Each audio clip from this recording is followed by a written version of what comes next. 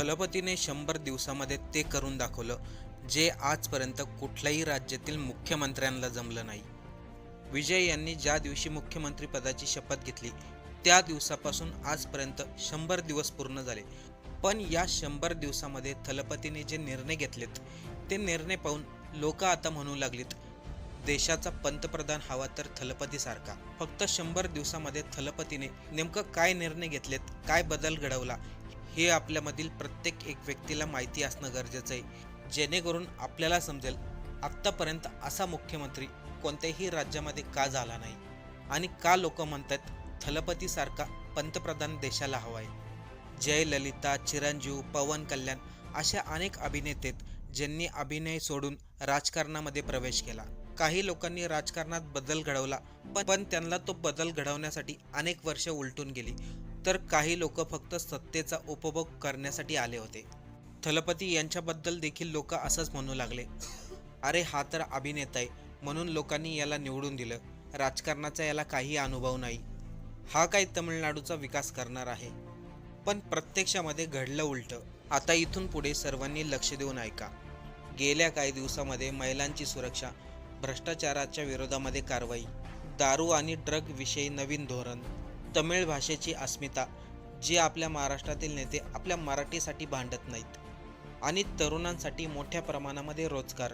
जेव्हापासून थलपती मुख्यमंत्री झालेत तेव्हापासून तमिळनाडूमध्ये 1,00,000 कोटी रुपयाची गुंतवणूक झाली आहे फक्त 100 दिवसात. त्यामुळे तमिळनाडूमध्ये 20 लाख रोजगार निर्माण होणार आहे. पण इथे एक गोष्ट समजून घेणं गरजेचं आहे, मोठी गुंतवणूक म्हणून लगेच शासन चांगलं होत नाही. मोठ्या करारावरती सह्या झाल्या म्हणून लगेच कारखाने उभा राहत नाहीत. सामान्य माणसाच्या जीवनामध्ये लगेच दुसऱ्या दिवशी बदल घडत नाही. गुंतवणूक महत्त्वाची आहे, रोजगार महत्त्वाचा आहे. हे अंमलात आणण्यासाठी व्यक्ती देखील तेवढा महत्त्वाचा लागतो आणि तेच थलपती यांनी करून दाखवलंय. महिला रात्रीच्या वेळी सुरक्षितपणे आपल्या घरी जातात का? शेतकऱ्यांना आपल्या मालाला योग्य बाजारभाव मिळतो का? सरकारी कार्यालयामध्ये एकदम सामान्य जनतेचं काम लगेच होतं का, की त्याच्याकडून लाच घेतली जाते, पैसे मागितले जातात? आपल्या देशामधील अनेक राज्यांमध्ये सामान्य नागरिकांना एक समस्या नेहमी जाणवते, कुठल्याही सरकारी कामासाठी आपण कार्यालयामध्ये गेलो तर ते काम पूर्ण करून घेण्यासाठी आपल्याला पैसे द्यावे लागतात. पण इथेच थलपती यांनी वेगळा विचार केला. त्यांनी डायरेक्ट स्पष्टपणे सांगितलं, कुठल्याही सरकारी कामामध्ये कुठल्याही व्यक्तीने पैसे घेतले तर त्याला जागेवरती सस्पेंड केलं जाईल आणि त्याला पुढे आयुष्यामध्ये कधीही सरकारी नोकरी मिळणार नाही. यासाठी त्यांनी सामान्य नागरिकांना ऑनलाईन हेल्पलाईन नंबर देखील जारी केले. याशिवाय डायरेक्ट मुख्यमंत्री कार्यालयाचा नंबर देखील जाहीर केला. यानंतर येतो तो VIP संस्कृतीचा मुद्दा. आपल्या राज्यामध्ये आपण अनेक वेळा पाहतो, एखादा छोटा नेता जरी रोडवरून चालला असेल तर संपूर्ण रस्ता ब्लॉक केला जातो, अगोदर त्या नेत्याला जाऊन दिलं जातं. पण इथे थलपतीने वेगळा मार्ग निवडला.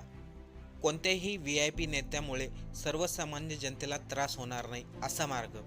एकच रोड असेल पण एका रोडवरून VIP लोकांना जाऊन दिलं जाईल आणि दुसऱ्या बाजूला सर्वसामान्य लोकांना त्यांच्याबरोबर जाऊन दिलं जाईल, म्हणजे कोणाच्याही गाड्या अडवल्या जाणार नाही.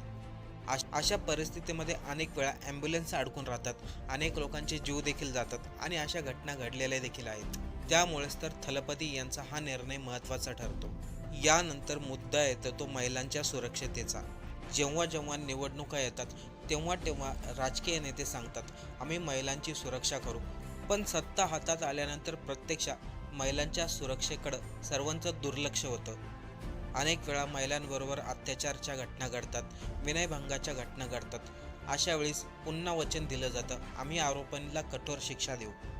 पण इथे थलपती यांनी सर्वांपेक्षा वेगळा निर्णय घेतला. महिलांबरोबर काही दुर्घटना घडू नये यासाठी 24 तास महिला कर्मचारी महिलांच्या सुरक्षेसाठी तैनात राहतील. त्यासाठी स्पेशल टास्क फोर्सची निवड देखील त्यांनी केली. याशिवाय महिलांसाठी एक नंबर जारी केलाय. तर कोणत्याही महिलाला असा भास होत असेल आपण संकटात आहोत, तर त्वरित त्या नंबरला फोन करताच पोलीस काही वेळात घटनास्थळी पोहोचतील, अशी व्यवस्था मुख्यमंत्र्यांनी केली आहे. आणि ते हेल्पलाईन नंबर सर्वत्र जारी करण्यात आलेत. यानंतर मुद्दा येतो तो दारूबंदीचा. दारू विक्री हे राज्याच्या उत्पन्नासाठी खूप महत्त्वाचा भाग मानला जातो. त्यामधून मोठा महसूल मिळतो. त्यामुळे कोणत्याही राज्यातील मुख्यमंत्र्याला आपल्या राज्यामधील दारूची दुकानं बंद करणं हा निर्णय घेणं खूप अवघड आहे. पण इथे थलपती यांनी कोणत्याही राज्याचा विचार केला नाही, केंद्राचा देखील विचार केला नाही. त्यांनी डायरेक्ट जी दारूची दुकानं मंदिराच्या बाजूला आहे, शाळांच्या बाजूला आहे, सार्वजनिक ठिकाणी आहेत, असे जवळपास 717 दुकानं त्यांनी बंद केलेत. इथे जर आपण महाराष्ट्राचा विचार केला तर महाराष्ट्र सक्षम आहे. महाराष्ट्राकडे मोठी पोलीस यंत्रणा आहे. पण आपल्या इथे दारूबंदी हा विषय कधी निघतच नाही. यानंतर मुद्दा येतो तो सर्वांच्या रोजगाराचा आणि गुंतवणुकीचा. आज आपल्या महाराष्ट्रामध्ये अशी परिस्थिती आली आहे, बऱ्याचशा कंपन्या महाराष्ट्राच्या बाहेर केल्यात. आत्ताच 2 दिवसा अगोदर एक बातमी आली, पुणे चाकण MIDC मधील 20 कंपन्या हे दुसऱ्या राज्यामध्ये स्थलांतरित होत आहेत. पण इथे थलपतीने वेगळं करून दाखवलं. काही दिवसा अगोदर त्यांनी करूरमध्ये एक सभा घेतली. त्या सभेमधून त्यांनी स्पष्टपणे सांगितलं, जोपर्यंत मी मुख्यमंत्री आहे तोपर्यंत आपल्या राज्यातील एकाही तरुणाला दुसऱ्या राज्यामध्ये काम करण्याची गरज भासणार नाही. थलपती यांनी स्पष्टपणे सांगितलं, तमिळनाडूमधील प्रत्येक जिल्ह्यामध्ये औद्योगिक प्रकल्प उभारला जाईल, प्रत्येक जिल्ह्यामधील तरुणांना रोजगार मिळेल. हा त्यांनी जनतेला एवढं देखील स्पष्ट केलं, या गोष्टीसाठी वेळ लागेल पण मी हे करून दाखवेल. यानंतर येतो तो शेतकऱ्याचा मुद्दा. आपल्या महाराष्ट्रामध्ये गेल्या अनेक दिवसापासून तो चर्चेत आहे. थलपती यांनी मुख्यमंत्री पदाची शपथ घेताच त्यांनी 14 लाख शेतकऱ्यांचं कर्ज माफ केलं. याशिवाय कांदा आणि टोमॅटो यांना स्वतः बाजारभाव देणार असा निर्णय जाहीर केलाय. म्हणजे इथून पुढे शेतकऱ्यांचं कांदा आणि टोमॅटोमध्ये कधीही नुकसान होणार नाही. जर भाव कोसळले तर सरकार त्याला खरेदी करेल. प्रत्येक 3 महिन्यांनी शेतकऱ्याच्या जमिनीची पाहणी केली जाईल आणि त्याच जमिनीनुसार शेतकऱ्याने पीक उत्पादन करायचं आहे. त्यासाठी सरकारकडून मोठी मदत केली जाईल. यानंतर मुद्दा येतो महिलांच्या सक्षमीकरणाचा. महिलांची सुरक्षा करणं हाच फक्त महत्त्वाचा मुद्दा नाही, महिलांना आर्थिकदृष्ट्या सक्षम करणं गरजेचं आहे. महिलांच्या बचत गटांना लघु उद्योगाशी जोडणं, ग्रामीण भागामधील महिलांना रोजगाराची संधी देणं आणि सार्वजनिक वाहतूक महिलांना फ्रीमध्ये उपलब्ध करून देणं, या सर्व गोष्टी विजय यांनी करून दाखवल्या. जेव्हा नीट परीक्षेचा मुद्दा चर्चेत आला होता तेव्हा विजय यांनी केंद्र सरकारचा विरोध देखील केला. त्यांनी स्पष्टपणे सांगितलं, नीट परीक्षा घेणं केंद्र सरकारचा हा कायदाच चुकीचा आहे. 12वीच्या गुणावरती मुलांना ॲडमिशन दिलं जावं, जेणेकरून विद्यार्थ्यांचा मानसिक ताण कमी होईल. याशिवाय थलपती यांनी सर्व सरकारी शाळेमध्ये 1 तास क्रीडासाठी ठेवला आहे. त्या 1 तासामध्ये शाळेमध्ये वेगवेगळे खेळ शिकवले जातील. यानंतर त्यांनी एक महत्त्वाचा मुद्दा घेतला, तो म्हणजे तमिळ भाषेला सर्वात पहिलं स्थान दिलं. त्याचं झालं असं की कुठेही सरकारी कार्यक्रम असला तर सर्वात अगोदर राष्ट्रगीत गायलं जातं, वंदे मातरम गायलं जातं, त्यानंतर तमिळ भाषेतील गीत गायलं जायचं. पण थलपती यांनी केंद्र सरकारच्या निर्णयाच्या विरोधात जाऊन सांगितलं, अगोदर आमच्या भाषेतील गीत गायलं जाईल, त्यानंतर राष्ट्रगीत, नंतर वंदे मातरम. यासाठी तमिळनाडूमधील सर्व पक्षांनी विजय यांना पाठिंबा देखील दिला. हाच निर्णय आपल्या महाराष्ट्रामध्ये का होत नाही?